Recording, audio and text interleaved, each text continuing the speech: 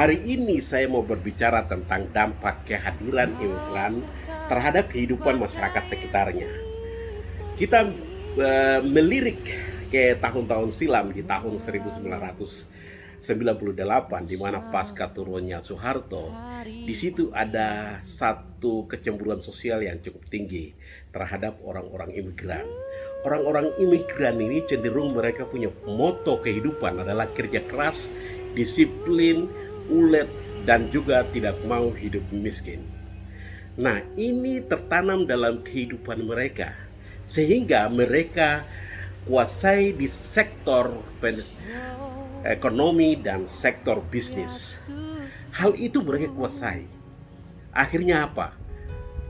Pada tahun 1998 itu orang imigran, banyak tokoh-tokohnya dibakar, dirusak, dan itu terjadi gejolak sosial yang begitu besar. Karena apa? Pemahaman-pemahaman yang keliru. Padahal mereka adalah pekerja keras yang memberikan contoh. Bahkan mereka jadi guru, mereka jadi perawat, mereka jadi pengajar yang baik untuk masyarakat setempat. Tapi akhirnya ada satu perubahan sosial yang cukup drastis dalam kehidupan mereka. Nah, satu hal yang terjadi di Provinsi Papua sendiri, kita sadar maupun tidak sadar bahwa ini ada proses ini akan terjadi, di mana kecemburuan antara orang pendatang imigran itu akan terjadi jika kita orang pribumi santai-santai.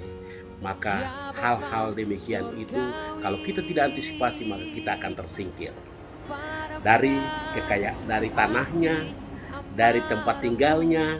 Nah, kita akan tersingkir karena apa? Sektor bisnis dan ekonomi kita lupa. Kita semua terbondong-bondong ke PNS. Kita semua berbondong-bondong ke karyawan swasta seperti di PT Freeport dan lain sebagainya. Itu hal-hal fenomena yang akan terjadi.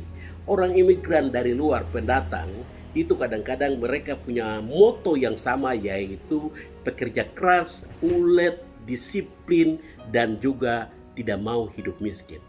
Kalau mereka tidak kerja keras, mereka dapat makan dari mana? Ini terjadi gejolak yang begitu kuat dalam diri mereka. Mereka tidak mau hidup miskin karena persaingan di tempat mereka sangat ketat, sehingga mereka tidak dapat peluang. Mereka datang ke tempat baru dengan persaingan yang agak renggang.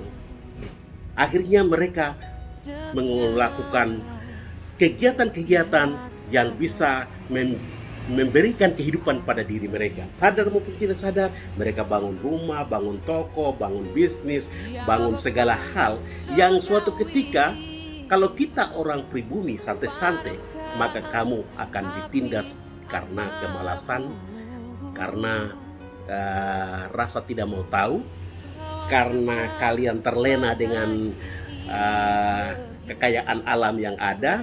Segala hal kamu mau makan ada, tinggal kamu mancing saja dapat makan. Usaha kerasnya tidak ada. Nah, hal ini yang kita harus hati-hati antisipasi. Walaupun orang Papua tidak demikian, tapi saya berharap hal itu menjadi satu kunci kesuksesan, di mana moto yang dipegang oleh saudara-saudara kami atau pendatang itu harus juga jadi moto kita.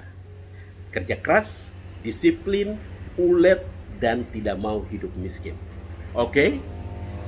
Good luck.